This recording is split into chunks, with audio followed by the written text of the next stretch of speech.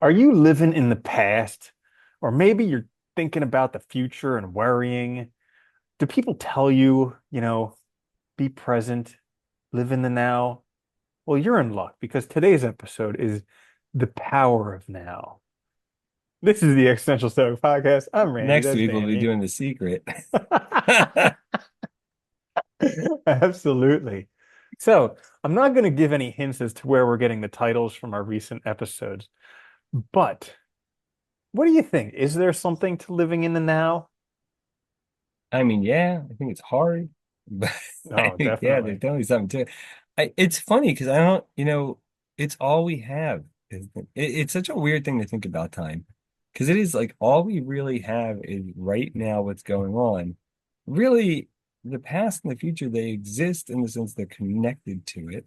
Like they make the now like present and, perpetuates whatever. But yeah, it's really weird because you can't, I think it's hard for us though to just sit in this moment without thinking about either being heavily influenced by something in the past or thinking about what's to come and then using that to guide us rather than like the present. It's really difficult. Yeah, and our brain is a thinking machine. Like thoughts just happen to us, a lot of them. Most of them we're not actually thinking about. They just kind of It's like happen. surprising sometimes, Yeah. isn't But it? it's also an interesting concept because even if you are thinking about the past or thinking about the future, you're still doing that in the now. It's just Yeah. like you may not be conscious that you're doing that in the now. Well, that's what's interesting too, because I was reading something on they were talking about like memory. They were doing studies on how like and I never really thought of this until like I guess more recently, but how bad our memory really is. And it makes sense, right? Like, if you think back, like think of any good memory you have, if it's been a long time, especially, dude, you definitely changed that memory and made it better and better and better over time, right? It's like each time you go back, it feels even better than it did before. And that's why they say like, experiences are such great presents, right? Because you can kind of go back to it all the time, but you are going back to something different. And I think that's also true of like bad experiences that might affect us more readily in the present. Like what we're remembering might not actually have been true. And we're trying to work it out way out of context. Like we're not the same person. The time period's not the same. We don't have direct information anymore. We're relying on what we just, it's interesting. And I remember early on with psychologists, this is probably back in the 90s, I think it happened. I remember there was a big string of like psychologists, like where people were thinking that they had like trauma in the past and they didn't really. But it was Hmm. just like, they got convinced that they did because they were struggling now and were looking for an explanation. And it's an easy explanation, right? Oh, it's not my fault. And I don't want to belittle anybody that does actually have trauma in their past, obviously, but like, it is something that's possible because it's easy to convince ourselves that something was true if it explains the present. Because what we're really looking for is like an understanding of now. Yeah. And okay, so it makes me think because like the a lot so a lot of people have trauma in their past. And it's not like most people are intentionally trying to harm others. Most people. Some people Yeah. are, but most people are not. For the most part, people are generally good. But it's like, how does this stuff happen anyways? It makes you wonder. Because we don't know what we're doing. Hmm.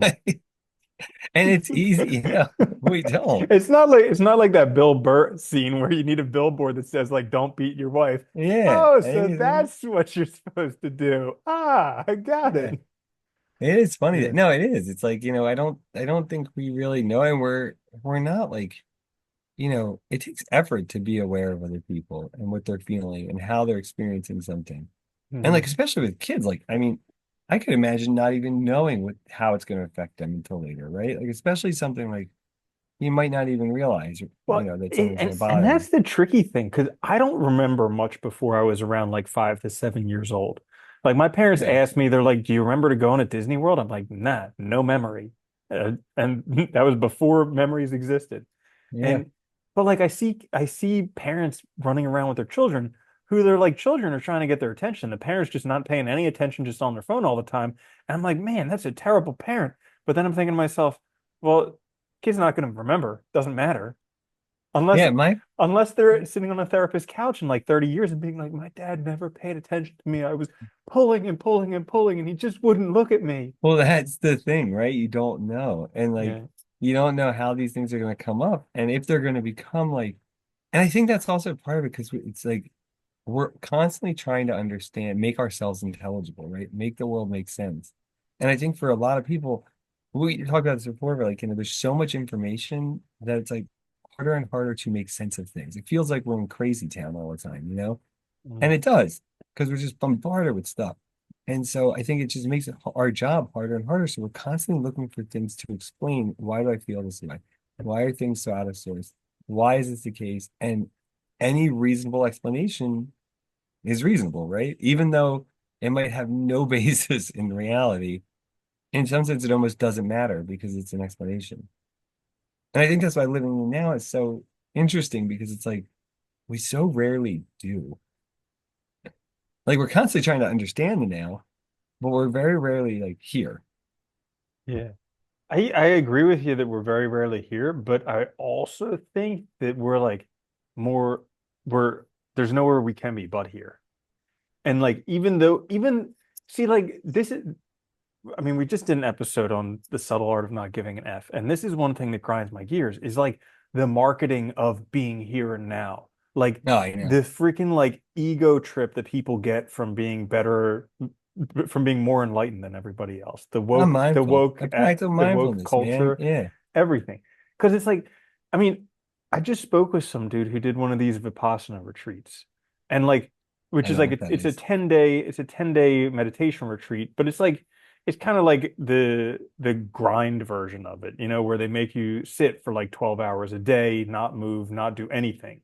And so like Which is actually counterproductive. well, I mean, But it can be. after you get over the pain and everything, yeah, it's awesome and like it's cool. But this dude was on a total ego trip about being like more woke than everybody else because he's done like five of these things and that's harder than anybody else can do. And now he helps guide these things. And I was just like, this is the reason why I personally don't want to do it because you got to deal Yeah. with people like this who are just so woke that it's like hard to be in their presence. Like, But you know what's should I funny bow though? down to you? Like, what, how do I But you know start what's meditating? but what's funny is they're doing it for all the wrong reasons. Hmm. That's what cracks me up is like if you read Buddhism and stuff like that is the wrong reasons to get into it. Hmm. Absolutely. Because like one, you're not even getting what you're supposed to be getting out of it if all you're focused on is how woke you are, how awesome you are from doing this thing, you know? And it's funny. But I think that's also like that's the future coming into play, right? Like he's probably not present. He's thinking about how cool he's gonna Yeah, he's finish just this suffering thing and through it so that he can get through it and tell other people how awesome it is and instead of how actually, cool but he I is. and that's it, right? That hits the nail on the head. Instead of actually having the experience and experiencing it, we're focused on what we can tell people afterwards, how we think this will make us look, all these things in the future, that idea of ourselves that we're trying to build. Mhm. And instead of actually, participating and Realizing that being the part of self it, doesn't exist. yeah, They're there's just a whole nothing. conglomerate of things. It's really interesting. Like I know I talk about these books way too often recently. But like It's okay. They're on your mind. the books by well, because I just keep listening to them over and over again. Like it was a while ago when I was listening to Naval Ravikant and he was talking about how he'd rather just read the best 100 books over and over again than try and read more. So now whenever I find a book that like really does something, I just listen to it over and over again. And it's crazy because like these books, we think that we have this self, this thing, and a lot of the problems that we have in life, like anxiety and depression, they come because this self that we think we are is not the way that we want it. I And told you, like, yeah, yeah, it's like Nietzsche's conception of self as many souls. It's like a mhm, community. And they get in conflict. If you don't have yourself, like if you don't have a unity, right, you have internal conflict that causes anxiety, that causes depression, because you have drives that they're being basically fired inside instead of outside. yeah. They're being actualized inside. Yeah. And like he talks about depression and he says like the two biggest uh misconceptions or cognitive distortions with depression is perfectionism and all or nothing thinking. And like they cause people to lose hope, become hopeless. And it's crazy because like with both of those, perfectionism and all or nothing thinking, they're very related. It's like I'm either all this or I'm all that. So if I'm not Yeah. perfect, if I haven't nailed everything 100%, then I'm worthless. I'm a failure. I should just Yeah. kill myself, something like that. And it's just absurd, but And it's everything crazy. is actually matters of degrees, not, not that. But that's totally, dude, like, when I was depressed, I could totally remember thinking like that, right? Like I'll never have X, Y, or Z, therefore. And it's like it's really flawed thinking, but it's really easy to rationalize it, right? Because it seems at the time in that state very reasonable, like a Yeah, very especially clear when you're causal, feeling down. yeah. Well, yeah, exactly. Yeah. Yeah, I would never think that if I was not feeling, Yeah, because if it I was doesn't make not. sense. But when you're feeling down, it's like that makes perfect sense. Like it happened to me the other day where I had something that wasn't going as well as I wanted it to. And I got into this like all or nothing thinking. I was like, well, if that's not going right, then everything's just worthless. And I completely disregarded everything else in my life that's going great. And I was just looking at Yeah, this one thing, and I was it's like, so easy to though, isn't it? yeah, Yeah. And holy but that's freaking like cow. that's that need for explanations, I think, and understanding. And like we reach so far beyond like the now for like these answers when we don't half the time we don't even need them. I think that's the other problem. But Mm. yeah. Yeah, it's crazy, isn't it? Yeah, but it's hard to be a human. It Oh, is. I and think here's the that's the other only thing thing. we've learned after doing this for 400 and some episodes. Yeah, It's it's hard to be a challenging being a human. person. But the good news is it's just like it's a flash in the pan, you know? The Might amount not of feel time that like we're it, but here it for, is. I know it doesn't feel like it at all. Like sometimes I'm just looking at my watch being like, okay, come on. But yeah, it is just a flash in the pan. And I had that feeling the other day, because like I was like, man, the year went by so fast, but then like the weeks and stuff will like sometimes feel like for like a day feels like forever. I'm like, how is this? I hate time. Time is so confusing. hmm yeah, Oh my definitely God. weird. The one of the biggest reminders for me that, nothing lasts forever is when I listen to Marcus Aurelius. Because every time I listen to it, I'm always like, man, I wish I almost actually I do. I almost wish I was this guy when I'm like, some people idolize Elon Musk or whoever else, but I'm like, man, Marcus Aurelius, like this dude, he had it all. Not only did he have everything, but he also like he had wisdom too. But He he's was also dead. He's humble. gone. He wasn't an asshole. He was Yeah. pretty humble, at least from what we know of him, from what he wrote and everything. And he's still And the dead. He's journal tells a gone. lie. It's Yeah. over. Yeah, Yep.